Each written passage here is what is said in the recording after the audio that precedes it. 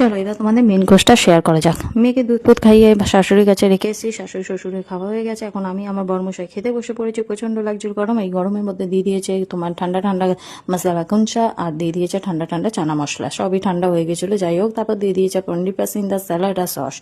তারপরে এখানে সেটা খাবার পর নিয়ে নিয়েছিলাম পিস পোলাও। এইটা আমার বরের প্লেটের আমি ভিডিও করছি, কেন আমি বরকে বললাম আমি অনেক কিছুই খাবো না, শরীরটা আমার খারাপ লাগছে, তো তোমার পাতেরই ভিডিওটা করো।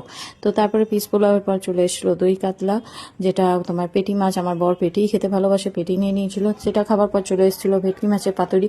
ভেটকি মাছের পাতুরিটা অরিজিনালি বলতে গেলে খেতে খুব একটা ভালো হয়নি, কারণ এর মধ্যে নারকেল বাটাটাই দেয়নি, শুধু সর্ষে বাটা ছিল, যেটা খেতে কিন্তু খুব একটা ভালো লাগেনি। তবে মাছটা কিন্তু দারুণ ছিল। তারপরে এই যে আমার বর মশাই ভালোবাসে সব থেকে প্রিয় হলো মটন, আমি তো সেটা নিইনি, তো সেই কারণে মটনটা নিয়ে নিয়েছে। কেন দেখো, আমি সুস্থভাবে থাকতে চাই, বেকার খেয়ে তা অসুস্থ হয়ে পড়বো, সেই জিনিসটা করে লাভ নেই। তাই ওখানে মটন নিয়ে নিয়েছে। তারপরে নিয়ে নিয়েছে আমের চাটনি, পাঁপড়ও খায় না, পাঁপড় নেয়নি। তারপর নিয়ে নিয়েছে একটা রেডি কেলি, আর নিয়ে নিয়েছে দুখানা চমচম।